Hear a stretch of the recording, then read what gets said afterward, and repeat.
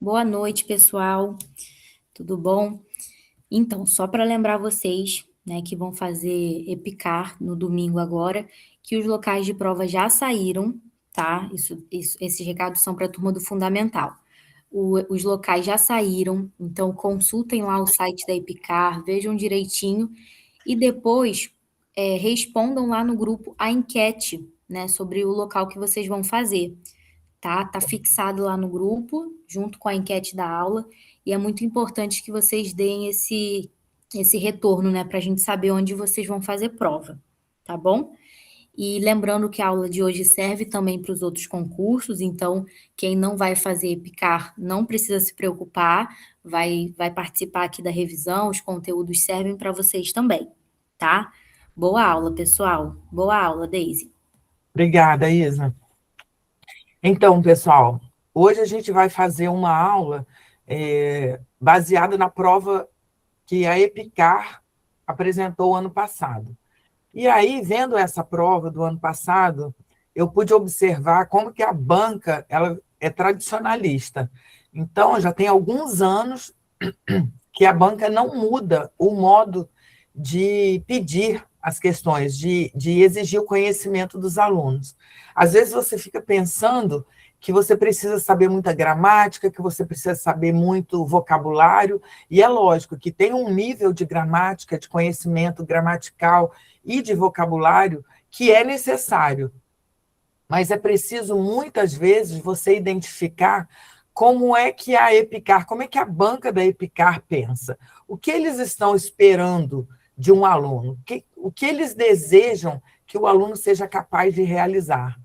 Então, eu consegui elaborar pelo menos 3 pontos que são observáveis em todas as provas da EPICAR, não só do ano passado foi apenas uma repetição, tá? Mas, assim, grande parte da prova eles vão te pedir inferência, contexto e estratégias de leitura. Ah, são só 3 pontos. Nesses 3 pontos, eles exploram muitas coisas mesmo. E aí a gente precisa ter bastante atenção na hora da elaboração das questões, né? Em como que você vai desenvolver as questões, porque você tem que ter um desenvolvimento de raciocínio, tá? E você conseguindo fazer isso na prova da EPICAR, com certeza você deu conta de fazer isso na prova da EAR, na prova da ESA também, e eu vou te dizer, até na prova da EFON também, tá? Que a EFON exige um pouquinho mais de conhecimento, é um nível mais avançado, é um inglês mais apertado, mas ainda assim é o mesmo tipo de raciocínio. Então, eu escolhi fazer esse tipo de aula para vocês, para a gente não ficar somente naquela resolução de questões, porque senão você fica craque na solução daquela prova que a gente viu, mas quando chega uma prova seguinte, você fica sem saber por onde começar. E é isso que a gente não vai fazer. Eu quero que vocês saiam daqui sabendo como raciocinar a prova, tá? Como que vocês vão conseguir desenvolver qualquer questão de qualquer prova, ok? Pode passar o próximo, por favor. Então, nessa prova, eu percebi 4 tipos de questões, tanto que eu desenvolvi até assim, eu separei por blocos, tá? Pediu informação explícita. O que é uma informação explícita? Você olha no texto e no texto está escrito. Às vezes pergunta exatamente o nome de uma pessoa, pergunta uma ação que aconteceu ou que não aconteceu, pergunta um local, e aí você tem que voltar no texto e o texto tem que te mostrar exatamente o que está lá. Pede para fazer referência. Uma forma muito comum de se fazer referência, gente, é usando pronomes. Por quê? A própria classe gramatical, ela já traz isso como característica intrínseca. O pronome, ele serve para substituir um nome que já tenha sido mencionado anteriormente. Então, isso é uma referência muito óbvia, tá? E inferência, também a inferência é uma coisa que é muito pedida. E o que é inferência? Inferência é um processo, é um processo que você desenvolve para fazer deduções, para tirar uma conclusão lógica a partir de informações que o texto te dá. Então, não é algo que esteja escrito explicitamente, mas também não é algo que você tem que viajar, não, sabe? Você não vai fazer assim, você não vai usar a sua imaginação como se fosse um sonho, não. Você vai pegar pistas, mais pistas, e juntando aquelas pistas todas, você chega a uma conclusão. É uma conclusão lógica, tá? Então, o texto, de qualquer forma, o texto te mostra, que ele te dá o caminho das pedras. Aí você está fazendo a inferência. E sentido de expressão. Quando eu falo expressão, eu estou falando também de palavras, tá? Aqui a gente está falando de semântica, do sentido das palavras, como que as palavras são usadas, quando muda de contexto, né? Se a palavra muda também de significado, quando a gente usa determinados verbos para identificar, né? Se a gente está, por exemplo, os verbos modais, que a gente pode estar falando de possibilidade ou de habilidade, enfim, de permissão, de obrigação ou de necessidade, enfim, é uma semântica, tá? Da mesma forma, os tempos verbais, a gente precisa entender o que está aparecendo ali que te diz se aquilo é presente, passado, futuro. Lembra que a gente viu na aula passada?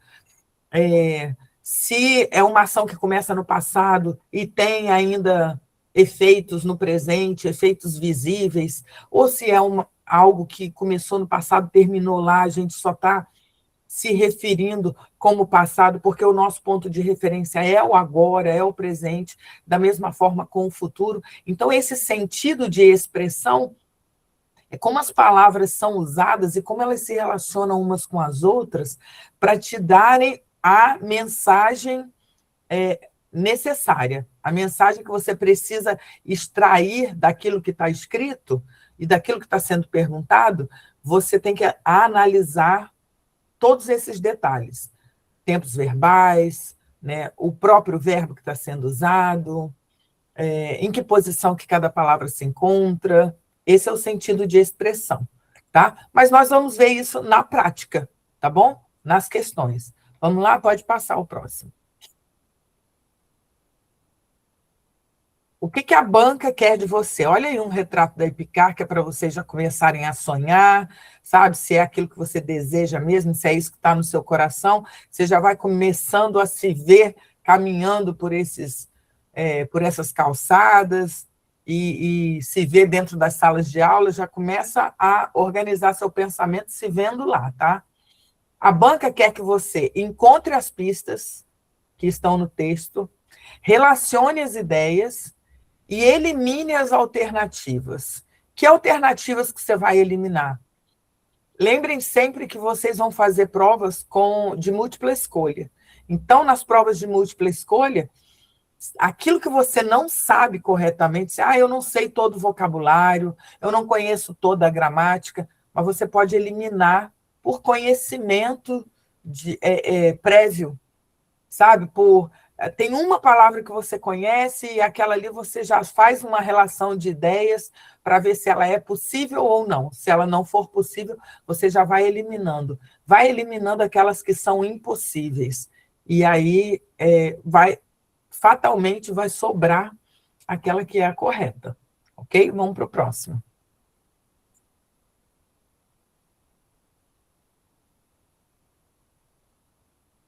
Na prova de 2025, a gente teve 4 textos, né? O primeiro texto foi as questões de 1 a 4, o segundo texto as questões de 5 a 9, o terceiro texto é uma tirinha, eles gostam muito de usar tirinha, tá? E aí a gente já pode lembrar assim, por exemplo, Epicar. Epicar é o quê? A aeronáutica, né? Então, você vai ver coisas relacionadas ao ar, né? Relacionadas de repente, a outros planetas. Na prova de 2025, foi muita coisa relacionada a outros planetas, Foi basicamente relacionado a outros planetas.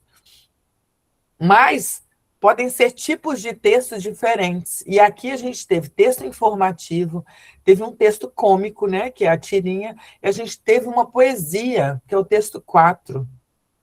E para cada um deles, para cada tipo de texto, vocês vão ter assim um olhar diferenciado, tá? Agora vejam a riqueza dessa prova, que é uma prova com 16 questões, e eles conseguiram, a banca conseguiu elaborar 4 abordagens diferentes.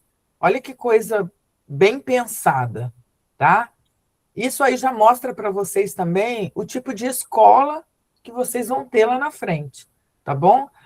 E o tipo de aluno que eles estão querendo, porque quando você demonstra conhecimento nessas 4 habilidades, nessas 4 abordagens, você está mostrando para eles que você está à altura de entrar nessa escola e de estudar lá, ok? Vamos para o próximo. Então, vamos à prova. Acabou que ficou muito grande esse. Vê se consegue diminuir só um pouquinho. De qualquer jeito, gente, a gente não vai ler esse texto todo. Talvez a gente precise voltar um pouquinho para vocês saberem. Isso, obrigada, ficou ótimo. Ficou ótimo. Talvez precise voltar um pouquinho só para a gente descobrir aqui no texto onde estão algumas respostas. É claro, gente, que na medida do possível é bom que vocês tenham esse tempo de se dedicar à leitura do texto durante a prova. Mas eu coloquei o texto aqui para vocês verem como eles gostam de botar texto grande, tá? E texto grande é também para você, para reconhecer se o aluno tem essa capacidade de encontrar respostas básicas, respostas assim explícitas, dentro de um contexto que é enorme, que é bem grande. Bom, aí a gente vai pelas pistas. Lembra que eu falei lá no outro slide que a banca te pede o quê? Ela quer que você encontre as pistas. Qual foi a primeira pista que apareceu aqui? Ó? Apareceu o título, Aliens. A gente está falando de aliens, ou seja, vida fora do planeta. Tá? E aí, isso aí pode ser um texto científico, pode ser um conto, pode ser uma novela, qualquer coisa assim. Como é que eu vou saber com que tipo de texto eu estou lidando? Tá? Porque se for o texto científico, é uma situação. Se for um conto, por exemplo, é outra situação. Se fosse um poema, seria uma outra situação, uma outra abordagem. Aí a gente vem para essa parte aqui de baixo, onde está escrito Adapt from, aí tem o nome do autor, ó, Schubert Jesse. Short story. Short story, gente, significa conto. É um conto isso. Então a gente sabe, bom, é conto, não é vida real, tá bom? A gente não precisa esperar, então, que apareçam assim nomes de organizações governamentais, empresas verdadeiras, que o nome das pessoas seja verdadeiro, nada disso. É um conto, gente, é uma historinha, ok? Então, vamos lá. Vamos passar para o próximo slide. Aí a gente vai ter que voltar depois para esse primeiro slide, tá bom? Bom, a questão 1. It's correct to say that. Marca já, gente, quando você tem essa questão, já marca, sublinha lá ou passa um iluminador, alguma coisa assim. Provavelmente só caneta que você vai poder fazer, então circula a palavra correct. Por quê? Porque ali você sabe que você tem que marcar uma alternativa que seja correta, tá? E é correto dizer que, it's correct to say that, the narrator's adventure started and ended at his or her own doorway. Vamos voltar lá no texto, por favor. Bora lá. Ó, aí na primeira linha já aparece essa palavra, doorway. Ai, que pena que eu não posso. Eu posso. Vocês veem o meu. Vocês estão vendo o meu cursor? Ou só aparece. Não, dá para ver, não. Não dá, né? Bom, beleza.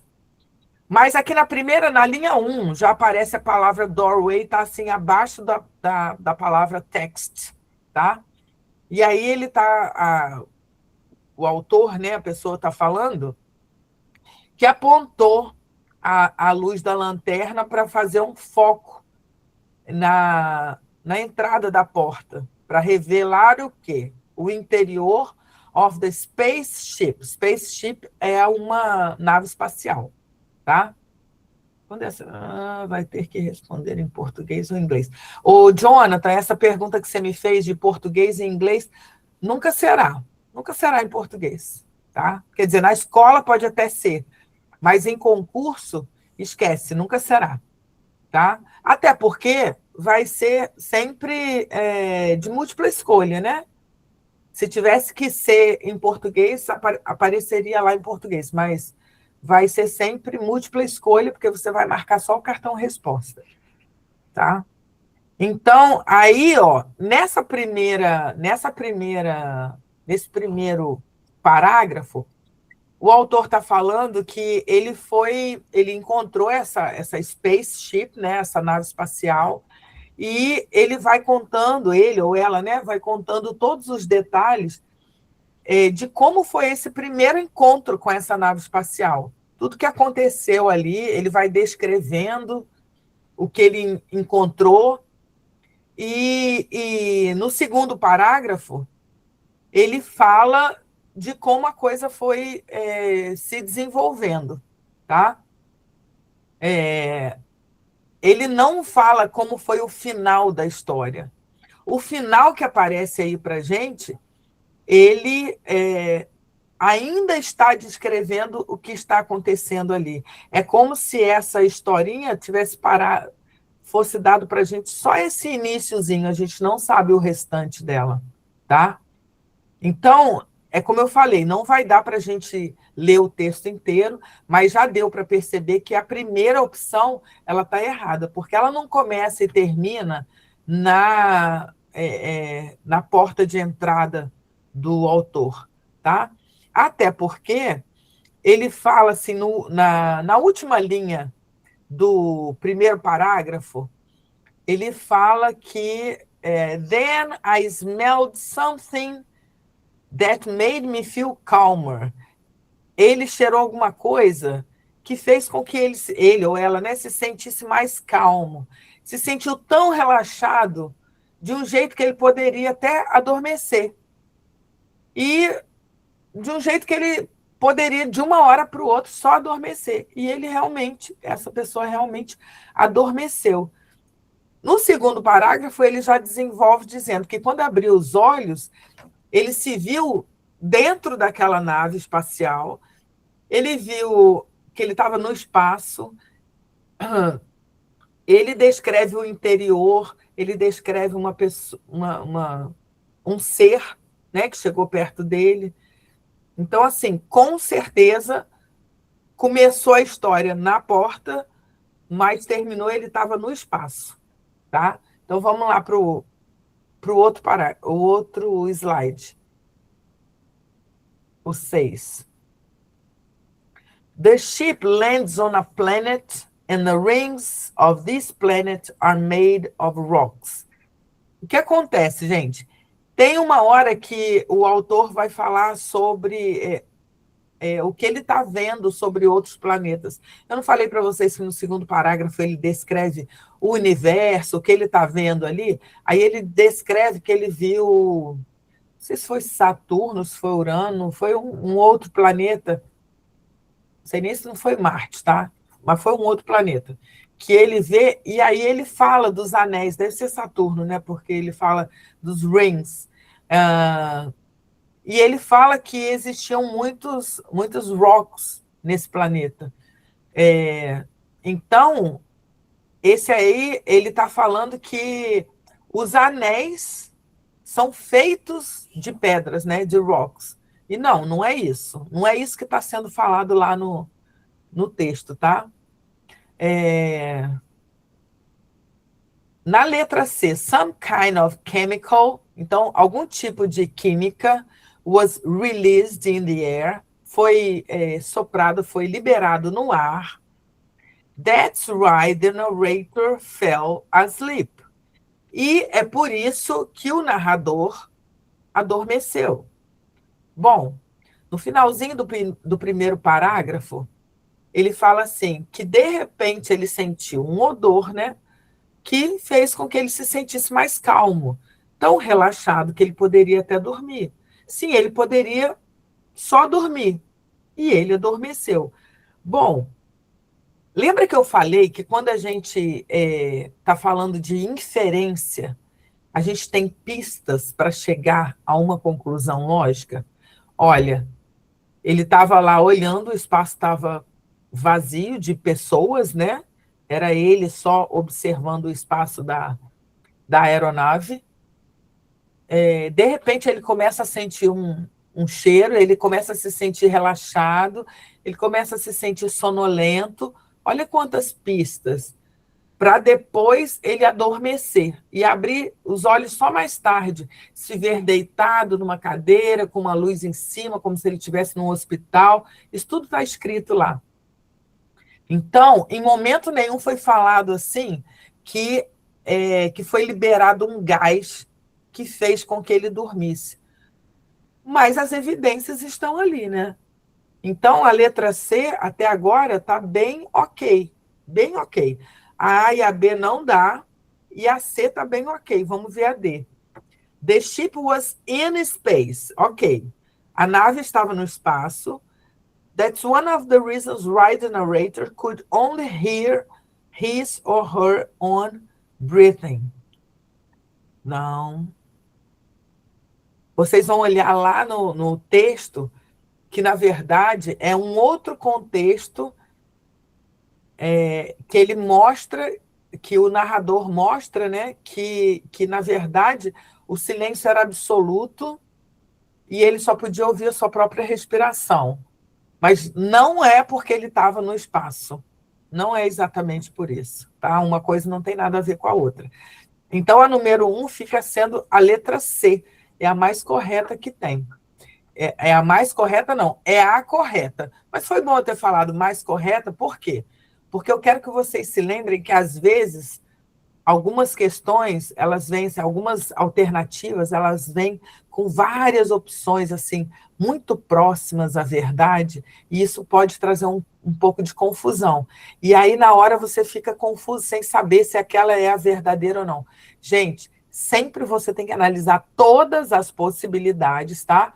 Igual aqui, eu vi a C, para mim já era C, mas a gente é obrigado a ler a D também, para ver se a D não está ainda mais correta, mais próxima à verdade do que a C já estava. Nesse caso, não. Nesse caso, realmente, a C é a mais correta. Então, a gente sempre tem que ler todas as alternativas para não ter dúvida, ok? E aí, o que você pode fazer, para efeito de ganhar tempo, é você marcar ou você escrever do lado por que aquela opção não está correta.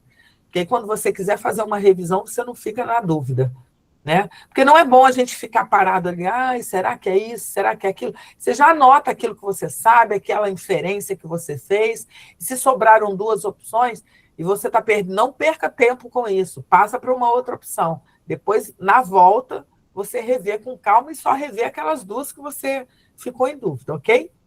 Na número 2 está escrito assim, ó, in the sentence, most of them were occupied. The word in bold refers to... Aqui, gente, eu acabei não colocando, coloquei a sentença toda em bold, né, que é em negrito, mas aqui ele está falando de them, que é o pronome pessoal them. O que a gente precisa fazer? Lembra que eu falei para vocês? O pronome, ele vem para substituir um nome que já foi mencionado anteriormente. Mas, gente, olha só, eu não vou mencionar um nome, outro nome e outro nome, e de repente soltar um pronome. relativo ao primeiro substantivo que eu quero substituir, não.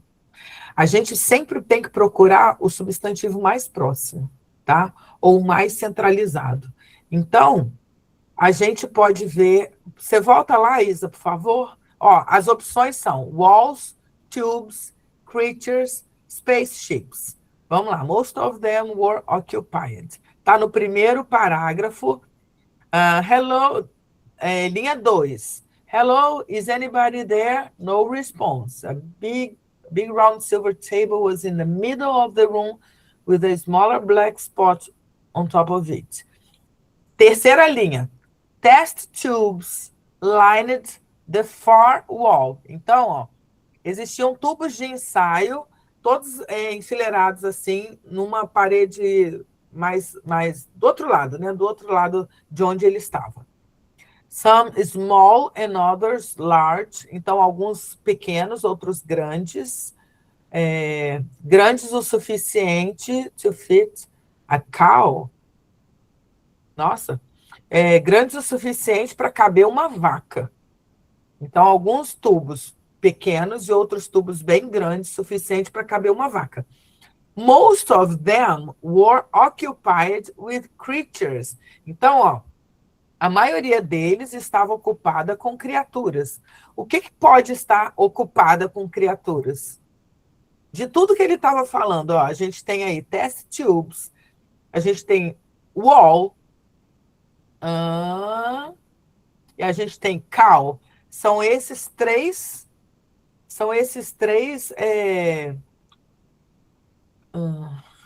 substantivos que a gente tem aí anteriormente à presença do pronome. Então, o único que faz sentido, sim, Jonathan, são os tubos, tá? Então, vocês vão ver lá na letra B. Número 2, então, letra B. Mas estão vendo o que é a referência? Você tem um pronome aqui, busca anteriormente. Quem é que cabe em relação a isso, tá? Número 3. What did the aliens skin look like? Skin, ó, lembra de skin care, que é o quê? É o cuidado com a pele? Então, skin, pele. Como era a pele do alien? Smooth and greasy. Eu quero que vocês se lembrem, façam sempre assim inferência, gente. Usem o conhecimento que vocês têm do mundo, tá? Eu não sei se vocês conhecem essas palavras, né? Se você não conhece como português mesmo, como inglês mesmo, eu quero que vocês se lembrem pelo menos como são usadas em português. A gente tem uma sobremesa, né, que é tipo um sorvetezinho, uma coisa bem maciazinha, que se chama smooth, tá? É essa primeira letra A aí. Greasy é graxa, sabe? Alguma coisa bem engordurada com graxa. Letra B, bumpy and glorious. Nem tô lembrando o que é bumpy, não, tá? Mas glorious é glorioso. Nossa, será que é glorioso? C, rough and luminous. Spaceship é nave, Marlon. Nave espacial. Se você não lembra o que é rough, rough é áspero, tá?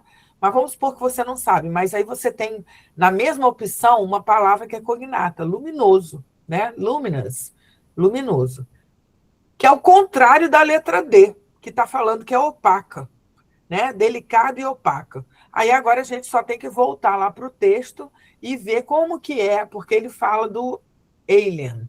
No segundo parágrafo, a gente tem lá, de baixo para cima, 1, 2, 3, a quarta linha, tá assim, ó. I got up to observe the table when a metal door opened up.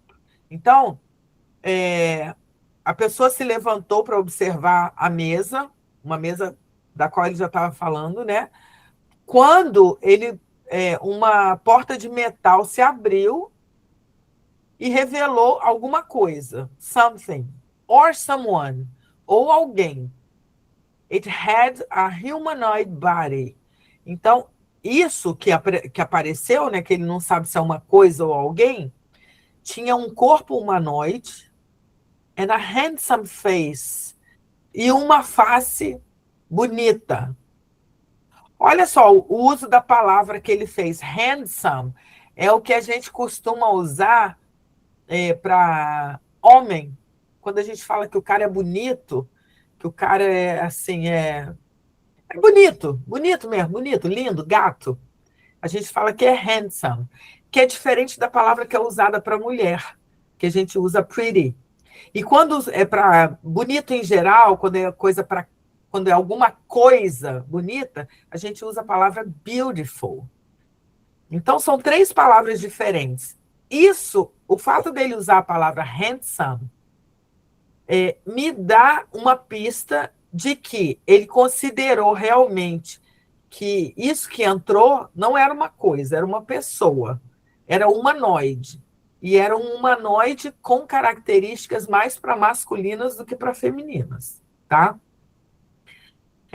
Então, com uma face bonita, but with extraordinary features, com características assim extraordinárias, com características bem diferentes, então, das nossas, né? It had gray skin. Então, isso, né? Ele continua falando isso, ele ou ela tinha uma pele cinzenta that looked like sandpaper. Olha, sandpaper with glitter. Olha só. Aqui, gente, o X da questão é essa palavra sandpaper. Isso aí já mata a questão. Quem souber a tradução dessa palavra, mata a questão. Mas vamos supor que você não saiba a tradução dessa palavra. Aí você tem que se agarrar na outra que você já conhece. Todo mundo aqui sabe o que é glitter, né? Glitter, gente, é algo que é opaco ou é luminoso? É luminoso, é brilhante. Então, vamos ver lá naquela opção, nas opções, qual é a palavra mais próxima dessa ideia. É a letra C. E aí, a primeira palavra é o rough. E rough, gente, é uma coisa que é áspera. Lembra que eu falei? Rough é áspero. Sandpaper é lixa. Então, mesmo que você não soubesse o que é um sandpaper, pela palavra glitter e luminous, pronto, você já consegue identificar, nem que seja ser um chute mais certeiro, tá? Então, bora lá. In the sentence, or someone, the use of or expresses the emphasis on. Lembra que ele falou assim, que ele estava deitado, não que ele se levantou para ver a mesa, quando ele ouviu o barulho de uma porta de metal se abrindo e alguma coisa entrou, ou alguém. Onde é que fica a ênfase, gente, quando a gente faz essa correção? Porque aqui o que ele fez foi uma correção, tá? Quando ele usa or, ele está assim, ele está fazendo uma correção naquilo que ele disse anteriormente. E quando a gente faz essa correção, a ênfase normalmente fica naquilo que você está falando depois, né? Então, ó, someone over é por cima, tá, gente? Someone over something, something over someone but not something, someone and something with no difference. Não, gente. Aqui não tem como. O próprio enunciado já está declarando que o uso de or expressa ênfase em alguma coisa. Então, a letra D completamente eliminada. Porque, sim, tem diferença. A letra C, someone but not something. Não, ele não falou em momento nenhum que ele eliminou a possibilidade de ser something. Tanto que ele passa ainda as outras orações do mesmo período chamando de it. Ele não sabe ainda. Ele só usa, sim, algumas palavras que se referem a uma forma humanoide masculina, mas ele não se refere àquele ser como sendo uma pessoa de verdade. Não com essa certeza que a gente está falando aqui, tá? Então, a letra B também não pode, né? Porque é uma coisa sobre alguém. Não, muito pelo contrário. Ele primeiro achou que fosse uma coisa, depois ele conserta. Ou é alguém, tá bom? Então, essas foram as 4 primeiras questões da prova que são voltadas, né, para esse primeiro texto. E eu achei que foi uma prova assim, muito bem elaborada, porque a banca conseguiu fazer interpretação de texto, uso de inferência, de referência, e esse uso de referência, gente, é gramática, tá? É gramática aplicada ao texto. Tudo isso aí é gramática aplicada ao texto, tá? Então, esse é a resposta da 4 é letra A. Laís, letra A. Peraí, deixa eu botar aqui, porque vai que trava de novo. Então, isso para tudo quanto é concurso, gente. Prova de português é assim também, viu? Tá? Ah, eu posso providenciar o gabarito para vocês. Se vocês quiserem, eu posso, pelo menos dessas que a gente tem aqui, ó. 1C, 2 foi B, 3 foi C e 4 foi A. Mas a gente não vai fazer todas as provas, tá, gente? Tá? Passa o próximo, então. Vamos lá, vamos analisar as questões para a gente saber o que a banca cobrou. Na questão 1, ela cobrou inferência. E aí é aquilo que eu até já falei para vocês. É o processo de deduzir ou tirar uma conclusão lógica a partir de informações disponíveis, a partir de observações, de conhecimentos prévios, tá?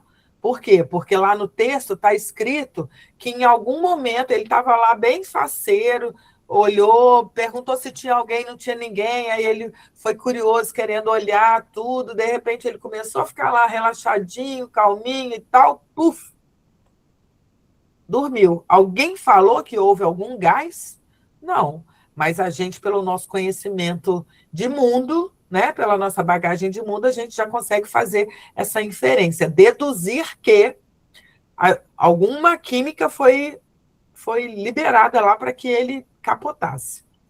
Na número 2, referência. Uma retomada a partir de um pronome, né, de um nome, um substantivo, que já tinha sido mencionado anteriormente no texto. Isso aí ficou claro, a gente olhou lá. Ah, ele era o mais longínquo, mas era o único que cabia. Você quer ver outra coisa? Ali estava falando de wall. Poderia ser o all? Não, gente, o all está no singular. E o pronome que foi usado estava no plural. Então já não pode ser esse. Isso aí é outra coisa que a gente também já elimina de cara, tá? Número 3, vocabulário pelo contexto. Uso de sinônimos. Nesse caso, a gente tem que eliminar as opções impossíveis e buscar fazer as inferências. Lembra? A gente viu qual é a palavra. Tem luminoso. E aí a gente está falando de glitter. Glitter é luminoso. Ó, pronto. Bateu na tecla certeira. Na número 4, sentido discursivo. Essa aí, para mim, foi um pouquinho mais difícil do que as outras. Por quê? Porque quando o narrador faz uma correção, ele já mostra a mudança do foco narrativo. E assim, se você não parar para interpretar a intenção do narrador, você pode se perder nessa questão, tá? Aí realmente é interpretação de texto. Neste caso especificamente, a segunda informação geralmente é a mais importante. Para isso, a EPICAR aprecia o uso de expressões do tipo, para esse tipo de situação em que a segunda informação é a mais importante, normalmente a EPICAR aprecia. A gente usou ali or, que foi o que ela usou nessa prova, mas tem a palavra or rather, actually, in fact, instead, rather than, not, tantatã, but, tantatã, não isso, mas aquilo. E todas essas expressões indicam esse pensamento. O pensamento é, espera, eu vou reformular o que eu acabei de dizer, tá? Não é bem assim, ok? Pode passar para o próximo. Tem alguma dúvida, gente? Está dando para entender? Está dando para acompanhar?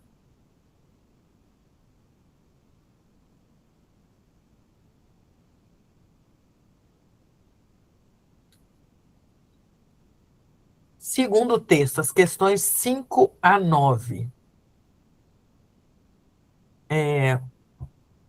Is there life on other planets? Lembra que a gente viu o verbo o there is, there are, que significa existir?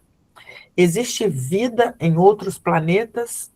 Bom, que tipo de texto é esse? Será que também é um short story? Aqui a gente não tem essa informação. Eu não coloquei aqui a referência, né, do texto.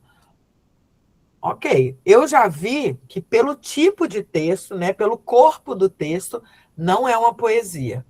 Com certeza não é uma tirinha, né? Lógico, não é um comic strip, mas ele pode ser o quê? Um artigo ou uma short story, como a gente viu antes.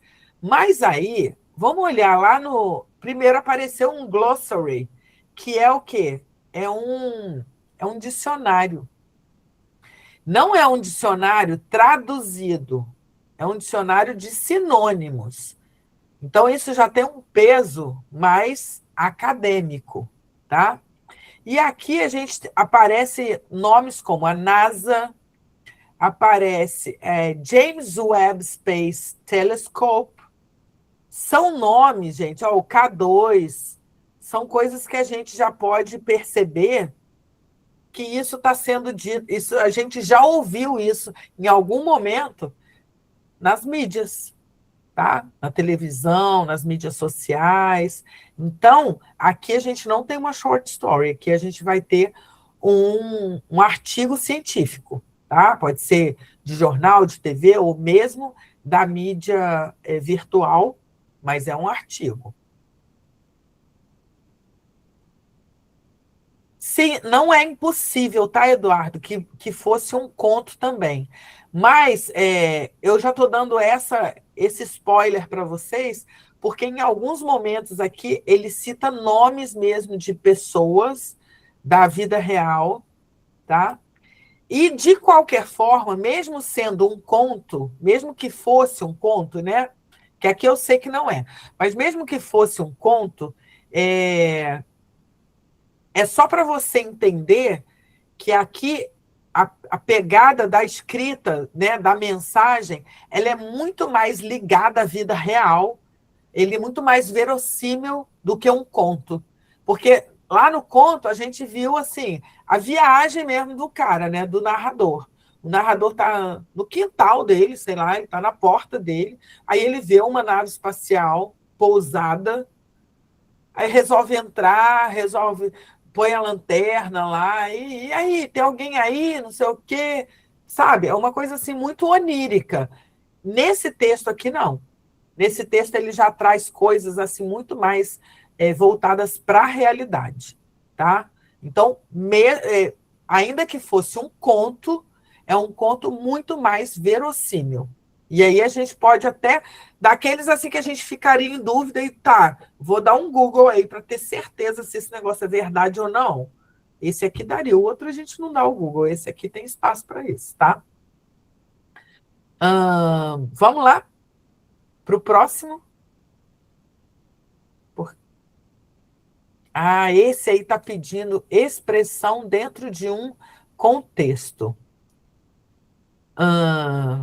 The sentence NASA's Nancy Grace Roman Space Telescope. Olha o nome do telescópio, gente. Pelo amor de Deus.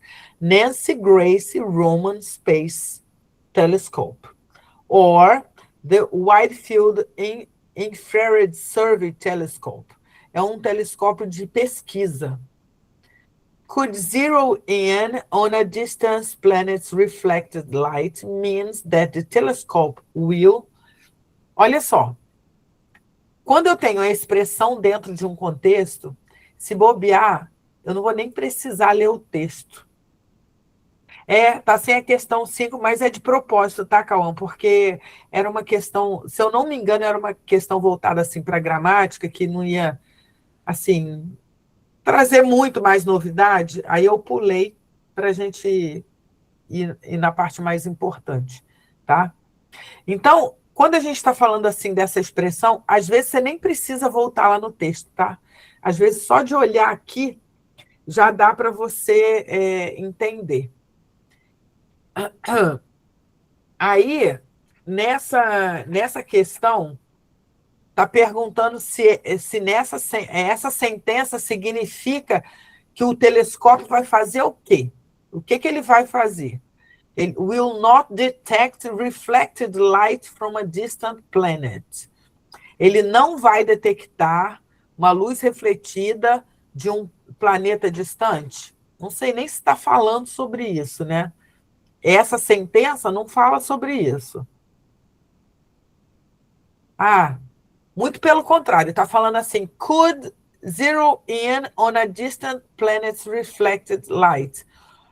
Ele está falando que esse telescópio ele poderia mirar. Zero in é fazer um foco, sabe? Fazer uma mira numa luz refletida de um país distante. Aí já matei a charada, né? Só de traduzir isso. Aqui, o X da questão é esse zero in. Zero in é um verbo frasal, né? Porque, olha, lembra que eu falei para vocês, não dá para a gente traduzir o verbo frasal separadamente. Eu mesma não sabia, não tinha nunca visto, né, algum texto escrito o zero como verbo. Mas vamos pelas eliminações. A letra A está falando que significa que o telescópio não vai detectar. Bom, a gente tem que focar na sentença, gente. E a sentença não fala nada de negativo. Se não fala nada de negativo, letra A já está acabada. Generate its own light. Pode falar, Jonathan. Boa. Generate its own light to illuminate exoplanets. Ele também não está falando ele não está falando que o telescópio vai gerar sua própria luz. Não está falando sobre isso. E na letra D, mark ground zero, marcar o grau zero, a origem da vida na área que ele está analisando. Nossa, que viagem. Não, nada a ver também, é a letra C mesmo. Mas eu entendi, Jonathan, deu certo, deu certo. É a letra C. A letra C, se você já conhecesse essa expressão, né, zero in, que, na verdade, quando eu li o texto, só o texto, aí eu já procurei. Então, quando eu fui fazer essa questão, para mim já foi de cara, porque zero in é o mesmo que focus, né? Letra C. Fazer um foco, né, na análise de luz refletida a partir de um planeta distante. É exatamente isso que a questão está dizendo, tá?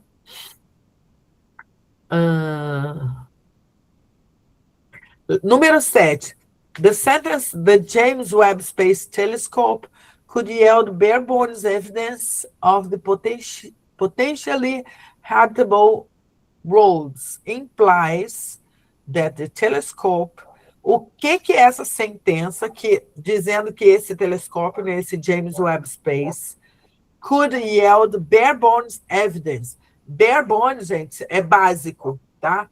Toda vez que você tem bare, é assim, é o mesmo que naked, é o mesmo que nu, less, é sem nada. E bones é osso, tá? Então, assim, evidência, ao pé da letra seria evidência de osso pelado, osso sem carne, tá? Significa evidências básicas. Isso é uma forma de expressão, tá? Então, de mundos potencialmente habitáveis, né? Então, é isso que o telescópio poderia evidenciar, né? Ter evidências básicas disso. Essa frase implica que o telescópio poderia fazer o quê? Might give. Olha só, ele está usando might, que é todas essas sentenças, gente, estão usando verbos modais, tá? E aí a gente tem might, could, will e could de novo. Quando a gente tem o could, a gente tem uma possibilidade, mas é assim, ó. May, can, could, may, might. Can, could. Can é a mais fortezinha que tem. O could é um pouquinho mais fraco, tá? O might é aquela possibilidade assim, quase improvável, tá? É bem fraquinha mesmo. Então, é isso que a sentença está falando, que existe uma possibilidade fraca de que o telescópio possa dar pistas iniciais, mínimas, sobre planetas que poderiam não ser habitados. É justamente o contrário. Nada a ver. Letra A, nada a ver. Está dizendo que o telescópio poderia, sim, não é que está afirmando que pode, mas poderia fornecer evidências básicas, preliminares. Olha o básico aparecendo aí para combinar com bare bones. Sobre planetas que podem, that may, ou seja, existe sim a possibilidade de support life, ou seja, de ter vida, né? De suportar a vida. Na letra C, essa aí é possível, tá, gente? Letra B tá boa. Letra C, will offer. Quando eu uso will, lembra? Eu estou falando do futuro do presente. Eu estou levando o verbo para o futuro do presente. O futuro do presente, do indicativo nosso, né? Ele fala sobre o quê? Ele fala de certeza. Certeza. Se a gente olhar na sentença, ele também usou could. Could não dá certeza absoluta, tá? Então, essa aí já poderia ser cortada por aí, mas vamos ler. Will offer conclusive evidence. No, no way. Bare bone evidence são evidências básicas, é uma coisa basiquinha. Não é conclusivo, é básico. That Earth-like planets are abundant in the universe. Olha, que planetas do tipo da Terra são abundantes no universo. Uau! Não fala nada sobre isso. Nada, nada, nada. Isso, Jonathan. E na letra D, could produce strong data suggesting... Olha, strong data, dados fortes. O telescópio vai produzir esses dados? Não, também. Não, de jeito nenhum. É a letra B, tá? Eu não botei aqui a letra... o número 6, né? Que é a letra C. E número 7 foi letra C, letra B. Letra B. Could provide basic preliminary evidence about planets that may support life.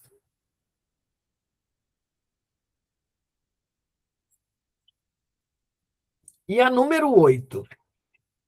Extend incarnation conveys the idea that... Então, essa expressão, extend incarnation, essa aqui, gente, olha, eu vou falar para vocês que Essa seria uma que me faria voltar ao texto, tá? Para ter certeza direitinho que sobre a resposta. Por quê? Está falando aqui, ó, NASA's K2, então o K2 da NASA, embodies everything that Kepler mission did and more. Engloba todas as coisas que a missão Kepler fazia e mais ainda. Eu não tenho certeza, tá? Se dá. Só voltando lá no texto mesmo para saber. Mas vamos ver as outras opções. Letra B. O K2 is a mission that somehow continued what NASA's Kepler started. Então, está dizendo que o K2 é uma missão que, de alguma forma, continuou o que o Kepler da NASA começou. Pode ser. Letra C. NASA's Kepler mission was discontinued and the agency decided to restart the process. Está dizendo que a missão Kepler foi terminada e que a agência, então, decidiu recomeçar o processo. Como eu disse, só olhando o texto mesmo. E D. As missões da NASA acreditam there are life forms that reincarnate throughout. As missões da NASA acreditam que existem formas de vida que reencarnam pelo universo. Essa aí é maneiríssima. É de abrir o olho bem grande mesmo, Jonathan. Vamos olhar lá no texto, gente? Volta para mim, Isa, por favor. Ó, vamos direto para a letra, para o segundo parágrafo. Our early planet finding missions, such as NASA's Kepler. Então, está falando de missões que encontram planetas, né? As mais remotas, as anteriores. Tipo a Kepler da NASA, in its Extended Incarnation, K2. Ah, tá falando que, ó, a primeira que foi mencionada é a Kepler. E a K2, ela veio para dar continuidade, porque é Extended Incarnation. Então, ela está dando continuidade, mas vamos ver a que ponto que ela dá essa... Or the James Webb could yield bare bones evidence of the potential habitable worlds. James Webb, designed in part to investigate gas giants and super Earths, might find an outsized version of our planet. NASA's Nancy Grace Roman Space Telescope of the Warana could zero in on a distant planets.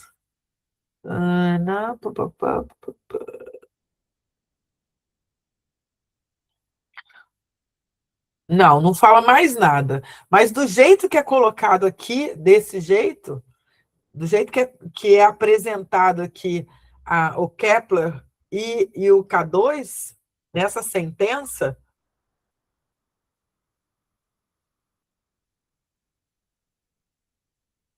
está falando que ela só pode passar para o próximo, que ela vai continuar a missão.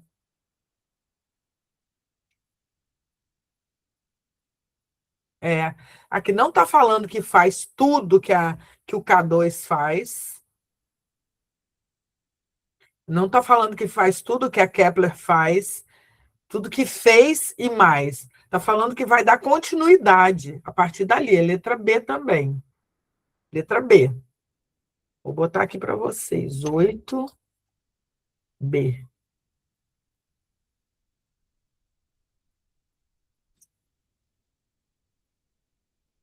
Bora passar para o próximo.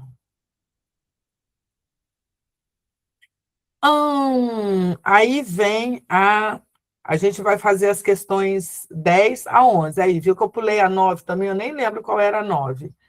Mas aí a gente tem uma tirinha. Gente, olha só. Quando a gente tem tirinha, é humor, tá? O nome em inglês é comic strip, tá? Então, é uma tira de humor. É uma tira cômica. O humor não precisa ser explícito. Não precisa para você dar uma gargalhada, laugh out loud, né? O kkkk. Não é isso. Simplesmente você pode estar... muito pelo contrário, né? O humor mais inteligente é aquele que é sutil, tá? Então, no início, no primeiro quadrinho está assim, ó, não sei se dá para vocês enxergarem direitinho, porque eu tive que aumentar essa imagem, né, para caber aqui melhor. Nice telescope. Então, aqui, telescópio legal. A nice telescope, Einstein. A menina chega e fala pro rapazinho ali, né, que eu esqueci o nomezinho dele. Nice telescope, Einstein. What are you looking for? Então, ó, que telescópio legal, né, Einstein? O que você está procurando? Presta atenção nisso, tá? Porque cada uso, cada palavra tem uma função, né? Tem uma função, principalmente dentro da área cômica também. E olha a cara dele, gente. Na tirinha, a gente também tem que fazer uso disso. É o tipo de balãozinho que você usa, tá? Porque aí você sabe que é um balão de fala. Se fosse um balãozinho de pensamento, seria aquele todo cheio de voltinha, assim, com as bolinhas. Olha a cara que ele faz quando ele vira para ela para responder. Ele está com os olhos vidrados, né? Os braços levantados, ele falando assim com aquele bocão bem aberto. UFOs, aliens, mysterious spacecraft, we are not alone. Nossa, ele está empolgadíssimo.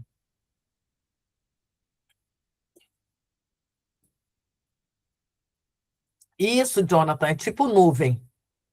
Então, ele está falando que está procurando assim, objetos voadores, né, não identificados, alienígenas, naves misteriosas. Ele afirma com toda certeza: nós não estamos sozinhos. We are not alone. Mas eu não sei se foi por causa disso mesmo. No terceiro quadrinho, o que a menina faz? Vira as costas e ó, vaza. Deixou a carinha dele bem sem graça. Although, aí no quarto quadrinho ele fala, although truth be told, então, embora verdade seja dita, we, serious UFO hunters, nós que somos caçadores sérios de objetos voadores não identificados, end up alone a lot. Nós acabamos sozinhos, assim, várias vezes, né? Muita coisa. Então, no final das contas, ele acaba chegando à conclusão que eles ficam sozinhos mesmo, né? A gente não está sozinho na Terra, mas eles ficam sozinhos sim. Bora lá, então, para o próximo slide. About the expression truth be told, check true or false. Make a point. Isso é verdadeiro ou falso? Quando a gente usa truth be told, a gente está making a point. Bom, para a gente não perder muito tempo, eu vou falar para vocês. To make a point é quando você está defendendo um argumento seu, tá? Então, quando você enfatiza uma ideia ou você defende um argumento seu, você fala que você make a point. Então, isso não combina bem com o truth be told. Por quê? Porque, na verdade, é como se você tivesse falado uma coisa e depois você está consertando aquilo que você falou, tá? Admit something. Quando você... Aí é cognata essa palavra, tá, gente? É um cognato verdadeiro, esse admit. É admitir alguma coisa. Bom, quando você usa o truth be told, é mais ou menos isso que acontece mesmo, tá?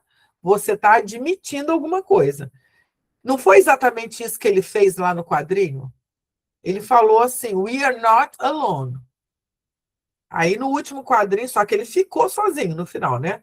Então, no último quadrinho ele fala, embora verdade seja dita, ou seja, truth be told, ele admitiu que o que ele falou não era tão verdadeiro assim.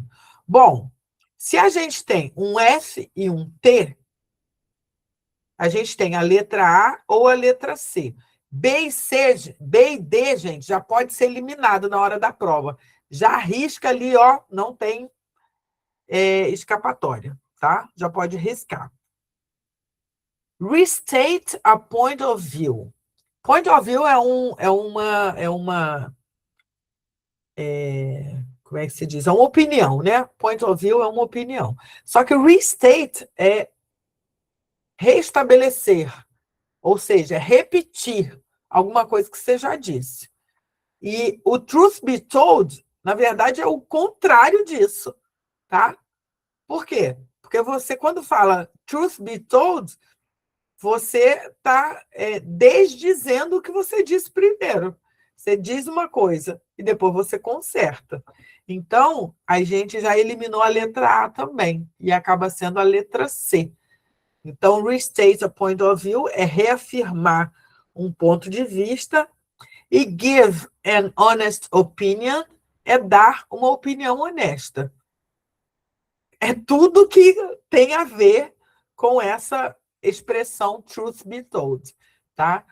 Então, a número 10 é letra C.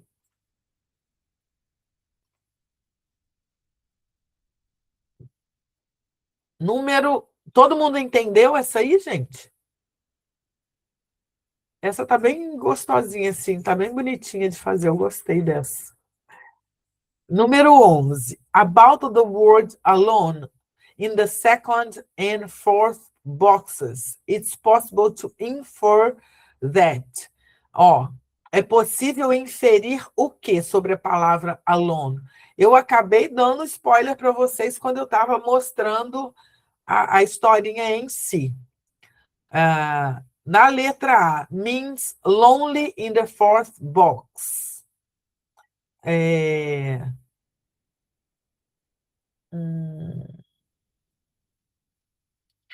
Vocês sabem a diferença entre alone para lonely?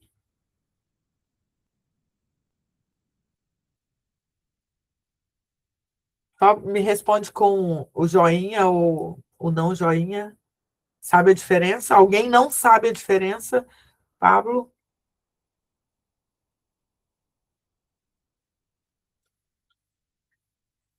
O alone é sozinho e lonely é solitário, tá? Então, você pode estar alone, sem ninguém, né, do seu lado, perto de você, mas você pode estar lonely com várias pessoas ao seu redor, tá? E no quadrinho, no quarto quadrinho, né, o fourth box, o que está dizendo na letra A está certo, tá? Porque é isso mesmo que ele estava falando, que ele usou a palavra alone, mas ele quis dizer que os caçadores de... os sérios caçadores de UFOs, né, de objetos de OVNIs, eles acabam sozinhos. Mas eles acabam sozinhos em que sentido? Solitários. Means lonely in the second box? Não. No second box é justamente o contrário. Ele fala we are not alone. Ele quer dizer que assim, existem outras espécies em outros planetas. Muito pelo contrário, a gente não está sozinho no universo. Não é só aqui na Terra que existe vida, né? Isso que ele quis dizer. Letra C. Both refer to the same group of people. Não. Both é ambos, tá? Ambos se referem ao mesmo grupo de pessoas? Também não. E letra D, ambos se referem ao mesmo sujeito? UFO Hunters? Também não, tá? Então, número 11 é letra A. Número 12. By calling the boy Einstein, it can be inferred that the girl is being just... tudo. Eu acho que dá para entender as quatro opções, gente. Só de olhar assim, elas não são. Algumas são cognatas, outras não são tão explícitas assim, mas são bem parecidas com o português. Eu queria que vocês dessem a resposta dessa aí.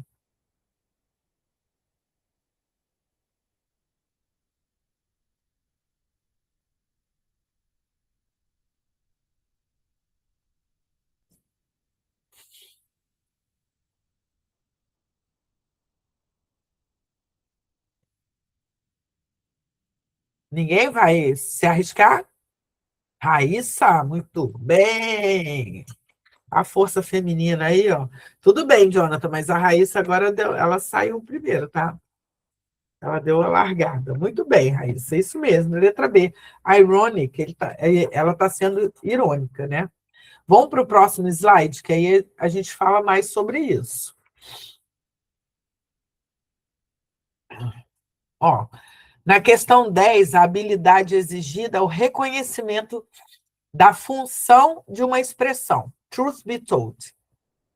Ao pé da letra significa para dizer a verdade, ou seja, vou falar algo sincero agora. Então, cada expressão das alternativas significa. Aí eu coloquei aquilo, eu coloquei a tradução, aquilo que eu já tinha falado para vocês antes, porque eu acho interessante que vocês tenham isso para estudar depois, tá? Vocês sabendo, assim, essas expressões, porque pode aparecer alguma coisa, assim, familiar, né? Tomara que sim, ou que se repita. Isso aí, gente, lembrem sempre daquele tipo de exercício, façam uma sentença usando essas expressões, umas sentenças que façam sentido para que vocês consigam guardar o que significa cada coisa. Na questão 11, a palavra alone mudou de significado conforme o contexto. No segundo quadrinho, significa estar sem outra espécie no mesmo ambiente. Porém, no último quadrinho, ele fala sobre estar isolado, solitário, sem companhia. Tá? Isso acontece com a gente também, gente. A gente muda a, a gente muda a expressão, né? A gente muda o contexto e pode usar algumas palavras em contextos diferentes, e elas mudam completamente de situação, tá? Na questão 12, a banca está fazendo uso de um recurso comunicativo muito natural, usar o nome de alguém famoso, ou para elogiar, ou para ironizar. Isso aí a gente faz também, naturalmente. E aí é o tom do falante mais o contexto que alteram o sentido. Por isso que eu falei para vocês que a gente, ali você está lendo, então você não sabe qual é o tom do falante. Você vai saber através de quê? Dos pontos que são usados. Então, se tem um ponto de exclamação, você sabe que é uma coisa mais emotiva. Né? Ela está botando um pouco de emoção na voz. A expressão corporal dela, facial, como é que estão os olhos, a boca está bem aberta, está mais fechada, ela está olhando para o alto, está olhando na direção da pessoa, tudo isso você presta atenção, né? Você olha esses detalhes, porque tudo isso são pistas, né? E o próprio contexto da historinha. Quer dizer, ela chamou o cara de Einstein, poderia ter sido um elogio, porque ele está ali fazendo uma coisa que ele não está jogando futebol, ele não está com bolinha de gude, nem está soltando pipa, ele está olhando um telescópio. Isso significa que a diversão dele é diferenciada dos outros meninos, né? Ela poderia sim estar elogiando. Como é que a gente tem certeza que não é isso? Porque assim que ele dá a resposta para ela, vira as costas e vai embora, larga ele sozinho. Então, aí a gente tem certeza que, na verdade, ela já estava ironizando desde o primeiro contato. Tá? Não aguento com essas reações do Jonathan. Bora lá para o próximo slide. Ah, pronto. Aí a gente vem to The Rocket Man, 13, as questões de 13 a 16.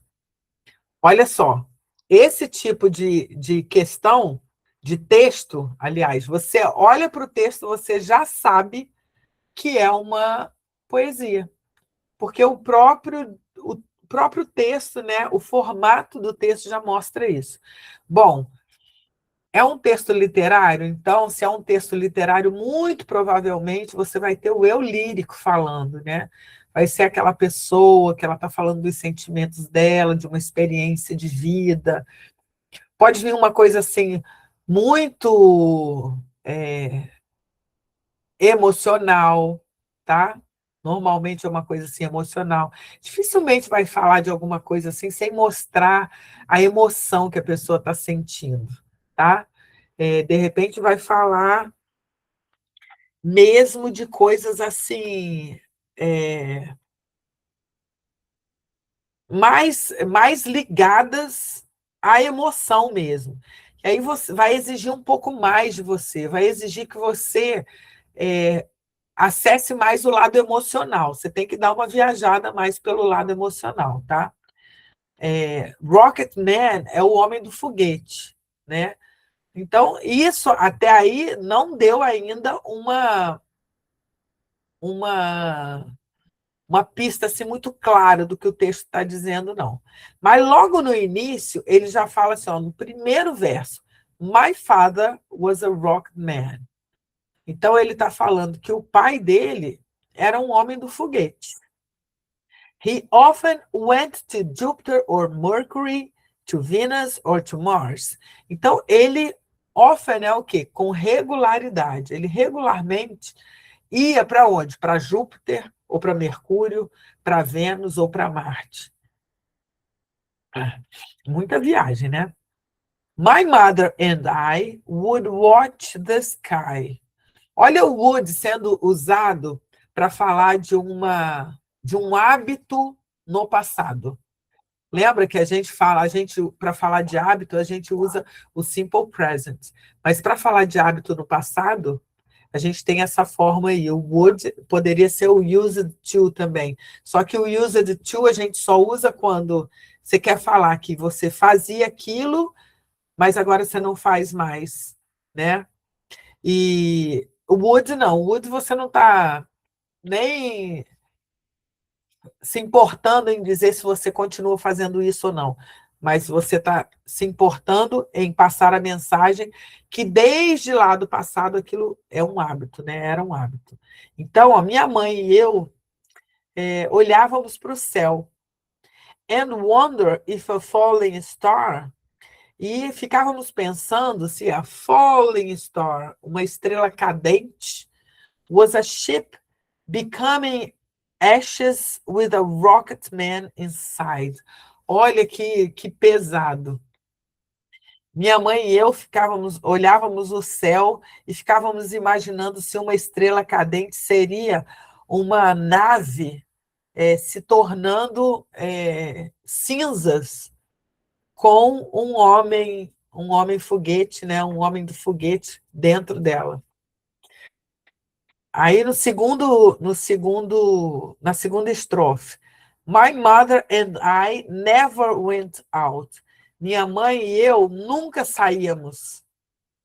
Unless the sky, unless, gente, é o mesmo que if, que é aquela partícula condicional, tá? Toda vez que você tiver a palavra unless ou if, if,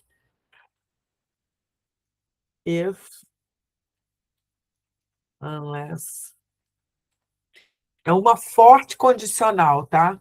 Então, ó, minha mãe e eu nunca saíamos. Unless the sky was cloudy or the sun was blotted out. A menos que o céu estivesse bem nebuloso, ou então se o sol estivesse bombando, né? Or to escape the pain. We only went out when it rained. Ou então, para escapar da dor, nós só saíamos quando chovia. De certo, porque nesses dias, né, ou nesses momentos com o sol muito forte, ou com o céu nebuloso, que aí não dá para ver nenhuma estrela, ou então quando estivesse chovendo, né, não dava para ver o céu, que era onde o pai dele estaria. My father was a rocket man. He loved the world beyond the world. Ele amava o mundo além do mundo. The sky beyond the sky. O céu além do céu. And on my mother's face, e no rosto da minha mãe, as lonely as the world in space, tão solitário quanto o mundo no espaço, I could read the silent cry. Eu podia ler o grito silencioso ou o choro silencioso. Cry pode ser as duas coisas. Pode ser grito e pode ser o choro. that if my father fell into a star, oh my God, we must not look upon that star again. Eu podia ler o choro, né, silencioso, que se meu pai caísse de uma estrela, nós não deveríamos olhar de novo para essa estrela. Tears are often jewel-like. Lágrimas são como joias. My mother's went unnoticed by my father. Então, as lágrimas da minha mãe permaneceram não percebidas pelo meu pai. Gente, aqui, olha só, existe aqui uma linguagem muito diferenciada, tá? Ó, quando ele faz assim, ó, my mother's. Ele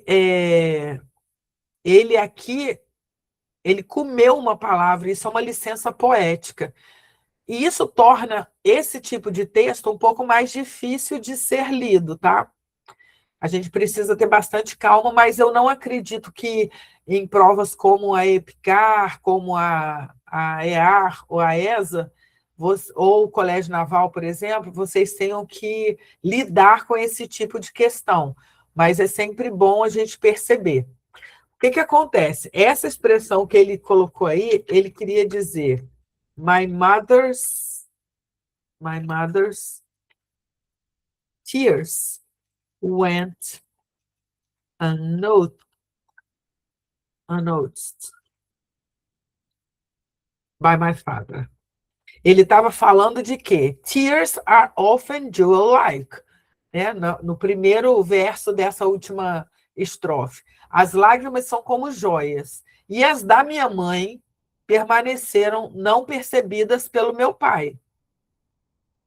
For his jewels were the stars. Porque as joias dele eram as estrelas. Tá? Então, assim, existe um distanciamento aí desse pai nessa família, porque ele não percebia que a mãe chorava, né? Que a mãe estava chorando, porque o tesouro dele estava no céu, não estava ali. And in my father's eyes, I knew he had to find. Então, e nos olhos do meu pai, eu sabia que ele tinha que encontrar in the sanctity of distance, something brighter than a star. Na santidade da distância, alguma coisa mais brilhante que uma estrela. One day they told us the sun had flared and taken him inside. Oh, um dia, esse they told us, espera aí. Ah, tá. Um dia... Pode ser que ele esteja falando dos olhos do pai dele, tá? Porque ele falou, nos olhos do meu pai, eu via que ele tinha que encontrar na santidade da distância alguma coisa mais brilhante que uma estrela. E um dia eles nos disseram que o sol... Peraí, deixa eu ver o que é flared, que eu não estou lembrando.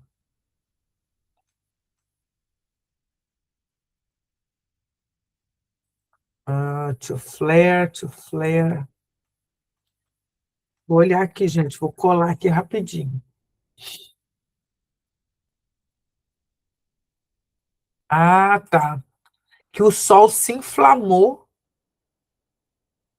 e puxou o pai dele para dentro. Que horror! Coisas tristes. Eu não estou falando. Quando é poesia assim, sempre vem uma coisa assim, bem isso, chora mesmo, Jonathan. Que é um troço assim, bem pesadão, tá? Pode passar para o próximo. Mas, tá, não, antes, peraí. Então, o que eu queria dizer é o seguinte: olha como é que fica difícil. A gente tem que prestar muita atenção nessas referências que são feitas, né, de maneira poética, porque essa licença poética faz com que o autor se sinta confortável para fazer a gente buscar o significado, né? Esse My Mother's Went Unnoticed. Se você pega isso de forma descontextualizada, a gente teria aí uma estrutura que até pareceria o present perfect, que aí você teria esse apóstrofo S significando has, só que o verbo está ali, went, que é o simple past. E, na verdade, para ser o simple, o present perfect, esse verbo went, ele teria que estar no particípio passado, que aí é gone. E só por causa desse verbo aí é que eu fui procurar o que poderia significar esse apóstrofo S. E aí não dá para a gente reconhecer só na frase descontextualizada. Você precisa do primeiro verso para entender, ok? No caso desse texto 4, na hora de responder as perguntas, então aqui também precisa de um pouquinho mais de atenção para você observar, por causa dessas licenças poéticas do autor, tá bom? Não dá para fazer assim, só olhando as questões. Não dá. O mais tranquilinho de você fazer isso foi o texto 2. Os outros não. É bom observar bastante, tá? Pode passar, Isa, por favor. Bom, na número 13.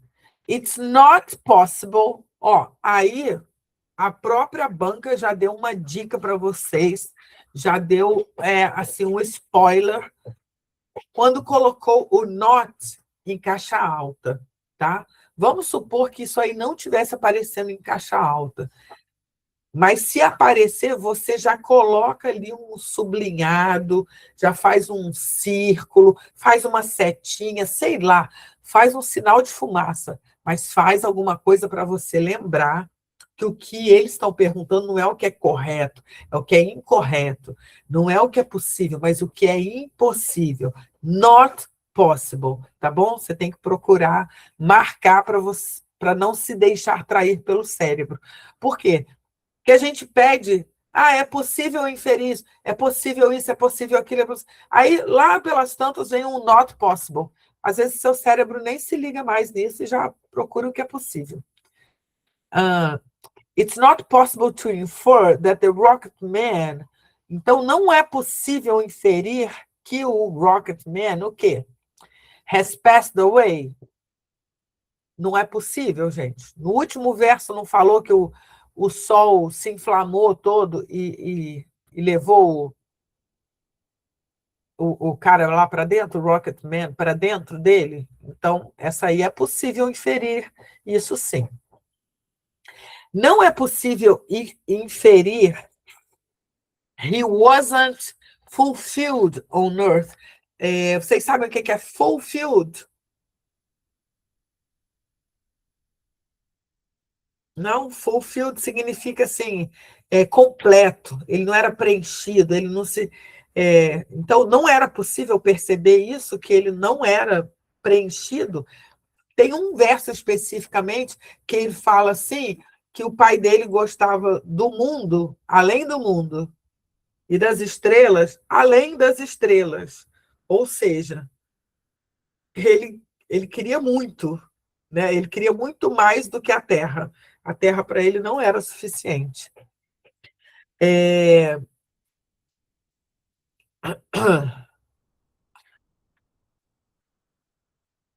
Letra C. Didn't pay a lot of attention to his wife's feelings. Não dá para perceber? O sky além do sky, exatamente. O céu além do céu, né? O mundo além do mundo. Fala que não é possível inferir que o Rocket Man didn't pay a lot of attention to his wife's feelings. Que ele não prestava muita atenção aos sentimentos da mulher dele. Não dá para perceber isso, gente? O menino fala o quê? Que as lágrimas da mãe dele não eram percebidas pelo pai. Por quê? Porque as do pai eram as estrelas. E letra D. His family cared less about him as time passed by. Que a família foi parando de se importar com ele conforme o tempo passava. Dá para perceber isso no texto, gente? Não, não dá. Não dá para perceber isso no texto. Então, é essa a letra D.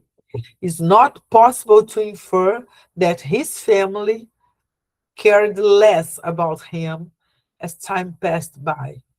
Então, não dá para perceber isso. Muito pelo contrário. Tanto que esse texto, esse poema, foi escrito, teoricamente, depois que ele passed away, depois que ele foi embora, que ele sumiu, né? Então, número 13, letra D. E eu não coloquei a 12, né? Coloquei? Acho que coloquei. Bom. Volta lá na 12 para mim, por favor. Só para eu ter certeza. Mais um. Mais um. Ah, é. Isso mesmo. É porque... Não, acho que eu coloquei sim. Foi a Raíssa que respondeu. Ok, a Raíssa e o Jonathan. Ok, pode ir. Então tá. A 14. Read the sentences and choose true or false. Aí esse tipo de questão também é belezinha, né? Porque aí a gente já pode ir eliminando por partes, assim. The mother and the child, então mãe e filho, live in constant sorrow. Sorrow, gente, é dor, né?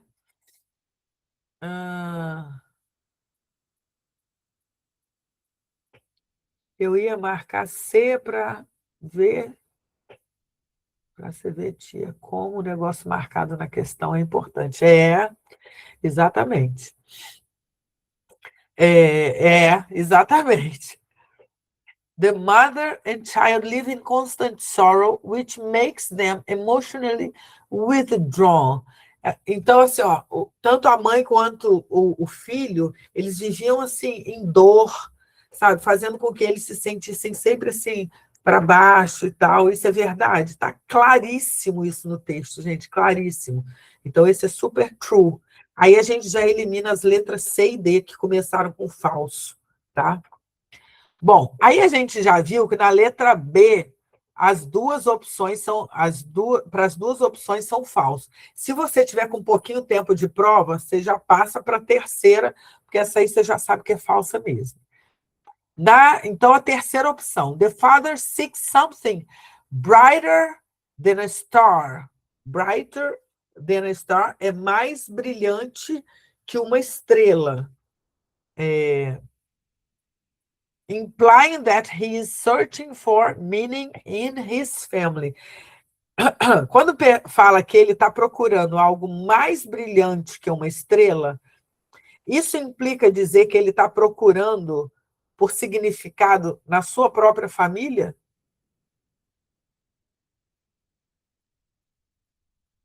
Isso mesmo. O texto inteiro mostra a dor do filho narrador e ele contando a dor da mãe dele por causa da distância do pai, tá? Então, esse aí é falso. É falso. Bom, eu acho que já dá para a gente ficar com a letra A, porque é a que aparece direitinho, né? We only went out when it rained. Nós só saíamos quando chovia. Reflects the family's grief. Reflete, assim, a dor da família. As they seek the clear skies that remind them of their loss. Nossa, que assim, conforme eles procuram os céus claros, né? Que lembram a eles da sua perda. Nossa, viagem total. Falsa, falsa, falsa. É letra A mesmo, gente. Já vou até botar aqui, 14, letra A. 14, letra A. E a última, the father's life as a rocket man symbolizes both his adventurous spirit and the emotional distance with his family. Yes. A última é verdadeira, com certeza é a letra A. Que a vida do pai como um rocket man simboliza tanto seu espírito aventureiro e a distância emocional dele com a sua própria família. Triste, né? Mas é verdade. Então tá aí, ó, 14, letra A.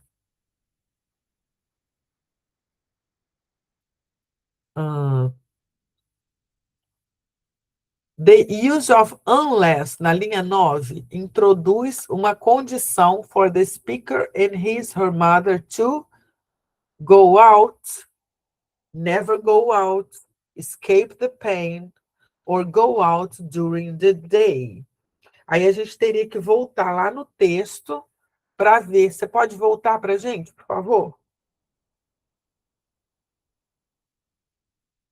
Linha 9. Tá. Essa terceira linha aí, gente, que é a terceira e quarta junto, tá? My mother and I never went out unless the sky was cloudy or the sun was blotted out. Então, o unless era para eles saírem. Go out. Vai para o próximo, por favor. Ah, lá, ó. A condição, né? Que o unless é uma condição. A condição era para eles saírem ou era para eles nunca saírem? Era para eles saírem. Porque ela fala, we never go out, então nós nunca saíamos, unless, a menos que, então é o primeiro, tá? Letra A, 15, letra A de novo. E 16. What pain did the mother and son want to escape when it rained? Que dor, né? Que tipo de dor a mãe e o filho querem? De que tipo de dor eles querem escapar quando chovia? The pain of not being able to follow the father into space. Vocês entendem a palavra follow? Follow significa seguir. Então, a dor de não ser capaz de seguir o pai no espaço. O texto fala alguma coisa sobre isso? Dá para você fazer alguma inferência para chegar a essa conclusão? Ele te dá pistas para você acreditar que seja isso? Não. Então, letra A está eliminada. Letra B. Not knowing when the father was swallowed by a sun flare. Não saber quando o pai seria engolido por uma inflamação solar. Viagem, muito pelo contrário. Ele fala ali que eles ficavam com medo de uma falling star, lembra? Ser uma spaceship in ashes, né? Uma nave espacial em chamas ou em cinzas, com um Rocketman dentro dela. Era esse o medo que eles tinham, tá? Então, esse aí, letra B, também não funciona. Letra C. The uncertainty regarding what happened to the father's ship. A incerteza a respeito do que aconteceu com a nave do pai. Na verdade, assim,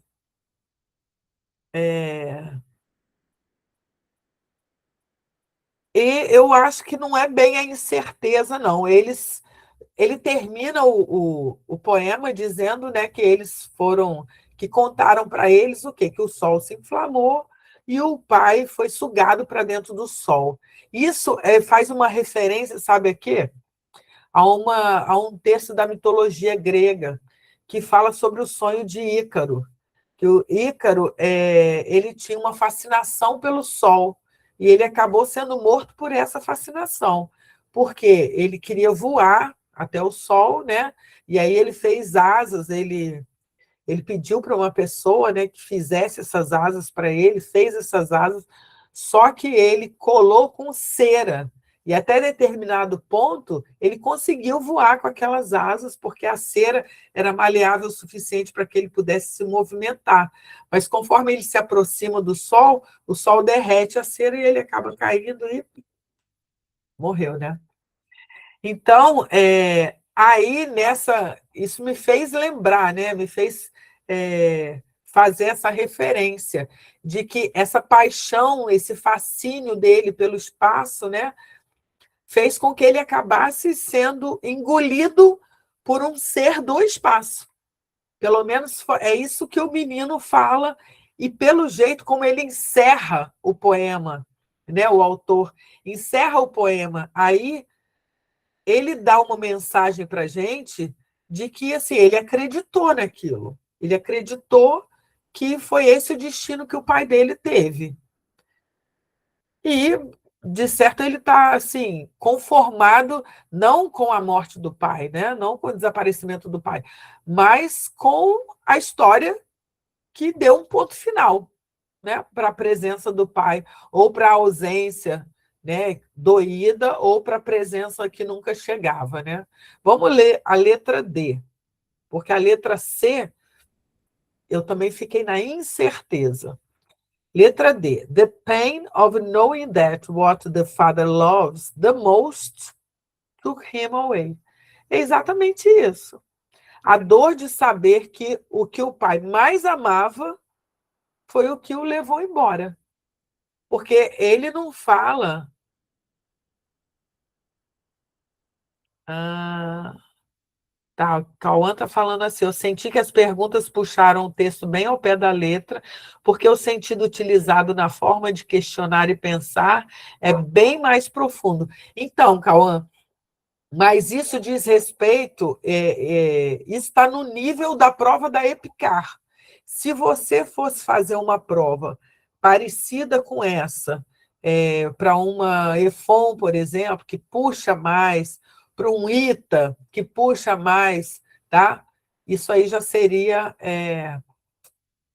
um pouco mais profundo, sim.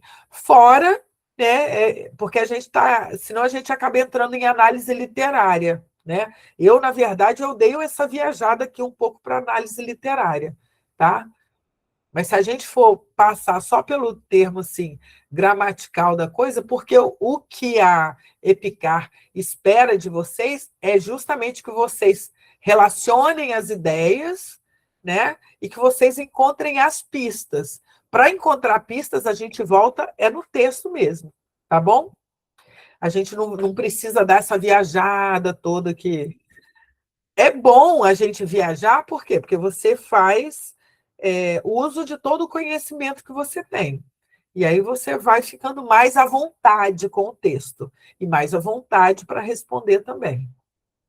Mas, de fato, a EPICAR pede um pouquinho mais de conhecimento de vocabulário e da gramática. E como que você usa isso para se virar, para você se virar, para você, com o mínimo possível, você possa ir longe o suficiente para você ter uma boa comunicação, tá? Vamos passar para o próximo, por favor? Regarding é a respeito de alguma coisa. Bora lá. A partir de agora é preciso observar o simbolismo das palavras quando a gente está fazendo análise de um texto literário como esse, né? Uma poesia. Então, você tem que observar o simbolismo das coisas, das palavras, os sentimentos, as relações familiares. Exige mais inferência e exige também o uso da linguagem figurada. O que é a linguagem figurada? Se eu falo assim, eu estou com o coração partido, isso é literal ou é figurado? É figurado, né, gente? Porque esse meu coração, primeiro que ele não pode partir, porque ele não é de um material passível de se quebrar, né? Então, para ser literal, tem que ser uma coisa assim verdadeira. Ah, eu amassei a garrafa, essa garrafa aqui eu posso amassar, isso é literal. Agora, amassou meu coração. Não pode, não tem como. Para esse texto, a gente pensa assim, ó, a gente faz duas perguntas. Quem é que ama o espaço? O pai. Quem é que sofre por causa do espaço? A mãe e o filho. O texto inteiro tem a ver esses dois questionamentos, tá? A relação de cada personagem com o espaço é aquela, ó. O pai é fascinado pelo espaço. Para a mãe e para o filho significa dor. Por quê? Porque o pai é ausente. Declaradamente o pai é ausente. E o espaço nessa história toda representa o sonho de um, o sofrimento para outro. Ou seja, é como a gente tivesse a mesma palavra em dois contextos diferentes, tá? E o que as estrelas representam para o pai? Representa o sonho, representa a aventura, é o espírito aventureiro que ele tem, o propósito dele, que ele só quer estar lá, a liberdade. Ele quer uma coisa ampla, ele não quer ficar preso ali naquele quadrado de casa, de família, de vida aqui na Terra. E para a mãe, o que significam as estrelas? A ausência do marido, a dor que vem com isso, a dor que ela vê no filho, né? Medo de ficar sozinha, perda, porque afinal de contas, ninguém se casa, tem filho e tal, esperando ficar sozinho, né? Pelo menos normalmente não, né? E a questão 15, ela traz uma lição de gramática, que é a palavra unless, que eu coloquei lá em cima para vocês, que significa if. É a primeira vez que a gente tem uma conjunção, tá? E aí, conjunção, tanto em português quanto em inglês, a gente, a gente tem que conhecer as palavras e escrever sobre elas para você entender quando cada uma é usada, tá? Porque senão eu vou fazer uma listinha, você tem que memorizar, e não funciona desse jeito. A melhor maneira de memorizar é, ó, papirando mesmo. Vamos para o próximo?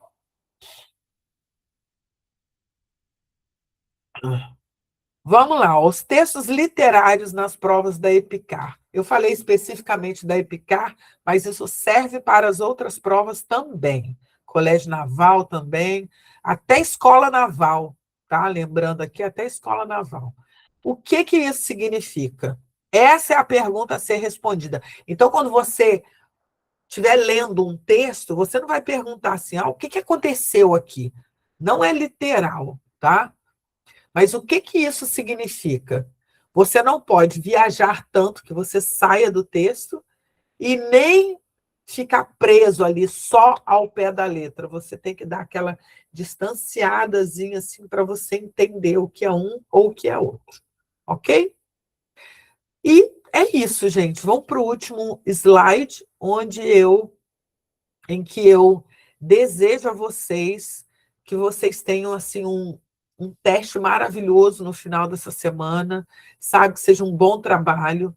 Nesses últimos dias eu aconselho vocês darem uma revisada assim, no geral, se precisar tirar alguma dúvida, né, se vocês quiserem entrar em contato com as meninas, caso vocês não consigam contato comigo por e-mail, se quiser tirar alguma dúvida, mas pode falar com as meninas que ela tem meu telefone, e aí é só passar a dúvida para mim que eu resolvo, tá? Ajudo vocês. E que vocês deem uma olhada também nas outras disciplinas, né? Aquilo que vocês sentem mais dificuldade, para vocês ficarem mais à vontade. Mas assim, gente, chegou na hora da prova, respira fundo e fala, eu vim até aqui, agora eu vou dar o meu melhor, tá? Pede a Deus para ele trazer à memória tudo que vocês já estudaram, porque ele traz, está tudo guardadinho aí, tudo que vocês já ouviram, tudo que vocês leram, peça a Deus que ele traz à memória, assim, na hora, tá? Não vai entrando com, isso é tudo como se fosse a última coisa, sabe? A última bolacha do seu pacote. Não é. Tá? O pacote de vocês está cheíssimo, cheíssimo, muitas opções. Então, vai com o coração tranquilo, vai com a mente aberta, vai com disposição e eu vou ficar aqui torcendo por vocês. Tá bom? Beijo para vocês, até a próxima semana.